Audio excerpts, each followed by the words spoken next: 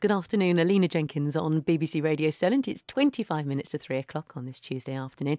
Now, how do you go about helping children cope with trauma? Perhaps there's been a death in the family, or maybe you and your partner are separating.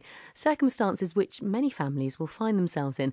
My next guest, Emma Piers, has used her wealth of experience as a counsellor and work with children to publish a book to help parents and carers support their children when going through challenging times. Hello, Emma. Welcome to the show. Hi, Alina. Now, this is essentially a bedtime story, isn't it? Yes, that's it. Yes, and just tell us a bit about what it's about. Okay, well, basically we use various different mythical sort of fantasy characters, if you like, and it's all to do with, we use lots of metaphor, lots of imagery, and it's all about helping children, supporting parents and carers in supporting children who are going through particularly challenging but unfortunately everyday issues, really, and they basically include bereavement and parental separation and bullying and anxiety and depression and these sorts of areas. So the stories essentially, they explore these areas from a therapeutic point of view in helping children to essentially remain or become more confident, more settled, more peaceful, more connected, more whole, regardless of what they're going through. So it's all about helping children with their self-identity. And where did the idea come about to sort of take what you know through your work as a counsellor and working with children? Why did you then decide to put it into a book? Well, it was a real mixture. Partially, we wanted to reach as broad an audience as possible, if you like, to try to kind of, help as many people as we possibly could, and to facilitate these changes and facilitate this help. Our services actually encompass both adults and children. And it was also my partner, Mark, and myself. We just really wanted to work together. We kind of complement each other a lot with our skill set. So we want to kind of combine our skills, and we kind of were wondering, okay, how can we combine our skills? What do you want to get out there? What inspires us? All these different questions together. And we were very much aware of these particular issues, and particularly my background in education as well as a Senko and all this kind of thing combined. And so we kind of felt, well, this could be a really good way in, to write a book together. And where did the actual idea of sort of the mythic, because it's about an elf really, isn't it, and a magical forest? Yes. Yes. So what made you think, what made you go down that route? Well, basically, we wanted to create all sorts of characters that would be inspiring for children, that could be role models for children, and also characters that kind of embodied the qualities that we wanted children to be able to actually access. And we wanted to use characters that embodied, all sorts of qualities of things like, courage and persistence and wholeness and contentment. And, being able to enjoy particularly nature, natural environments, and to help children to kind of, switch off a little bit from the sort of everyday life and, the TV and all the kind of different technical gadgets and games that they constantly kind of can get a bit addicted to. So we wanted to also try to kind of inspire children as well to kind of get out into nature and really appreciate and enjoy so much of our beautiful natural environments around them as well. Now, what age group have you aimed the book at? Well, it's primarily aimed towards ages 5 to 12, which is essentially the ages when children start to form their self-identity, their sense of self. So it's kind of really working with those children. And ideally, is it something you really want the parents to read to the children? So it's a shared experience. Yes, it's very much so. It's very much that direction. It's basically supporting parents, and that's why in the bookshops, Waterstones and things, it's in the parental section, because it's supporting parents and carers in supporting the children. But at the same time, very much going at the child's pace. And also the work's available in CD form as well. Some children prefer to have it, to listen to it. Some children prefer to have it read. So it kind of gives a choice, different formats that appeal to different children.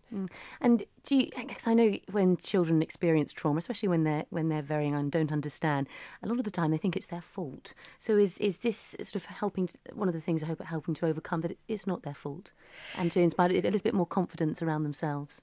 Yes, that's exactly what it is. It's very much based with working with the self-identity. And so what we do with our books, we have, they're called dark fairies. And the dark fairies are essentially metaphors for any bad feelings, bad thoughts, bad beliefs that children inherit about themselves, either, from the societal scripts and beliefs, or from, things they've taken on board, certain ideas, beliefs about themselves, feelings about themselves, whether it's from outside there in school or wherever, or whether it's kind of coming up internally as a reaction to, say, parents, for instance, separating. They can often think, well, hang on, this must be my fault. So it's kind of very much helping the child to recognise the bad fairies when they come, and also being able to detach from them as well, and become the watcher of the dark fairies. So it's learning as well at a young age. Quite important life skills is that taking something which is quite negative and turning it into a positive thought, which I suppose is always going to help in your life. Absolutely, absolutely. And I think that, from my own background, and especially during my counselling and my coaching training, I think that sometimes there can be a lot of emphasis on, it's very important to think positively. But in fact, I personally believe that it's very much, often if you try too hard to think positively, the opposite can happen. Yes. Other stuff kind of comes in through the side door. So our work is all about helping children and adults as well in dissolving negative beliefs and dissolving those old feelings. It's very much a feelings-based work that we do. Our service is very much about dissolving those very sort of basic, feelings that start to emerge, so that people naturally feel positive. It's not some kind of mind-made thing, I must be positive, let's write down these goals. It's just a feelings-based, wow, I feel so good. Now, what's the feedback been so far? Well, so far, surprisingly great. I mean, to be honest with you, we're kind of both really very surprised, actually, because when we first wrote the book, it was very much an organic process, and it was much longer, much harder than we anticipated.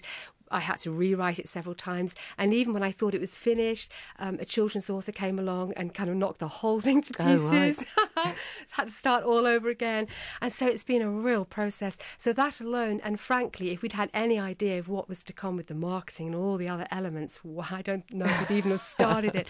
But so far, the feedback has been really great, and people are telling us that, it's been really helpful, and that's what we're here for. We're here to help people and facilitate people to feel connected, content, and all those really good feelings about themselves. And given that it has been quite hard work, you have learnt things along the way, are you hoping to do more along this theme?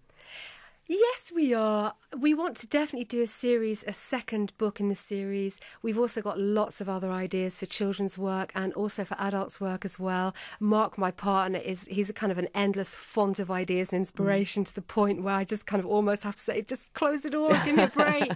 But yeah, we do have lots of ideas and lots of plans. Yes, and speaking of your partner, Mark, he's done some beautiful illustrations in the book as well. I mean, they really are quite exquisite.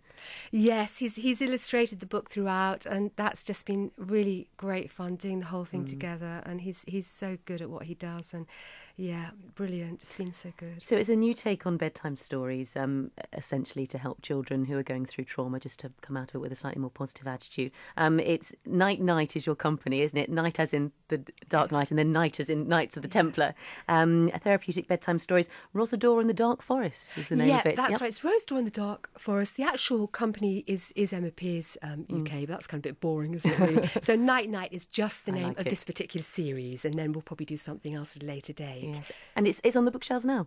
It's on the bookshelves, but I would also very much like to also encourage people to, if they want to buy through our website, that's absolutely fine. It's www.emmapiers.com, and because they will find it's cheaper there. We're kind of cutting out the middleman, so it's cheaper there, but alternatively, they can go to their local bookstore and either order it. Quite a few Waterstones do have it stocked on the shelves. Yes. Alternatively, if they've got any questions or queries, they can contact us through our website, or they can come to 9th of April. We've got a book signing at Waterstones in Poole. Lovely. And we've got quite a few of those book signings lined up as well. But yes, do feel free, anyone, to contact us through the website with any questions at all. Well, it's a lovely book, Emma. You must be very proud of it, and good luck for future editions. Thanks very much, Alina.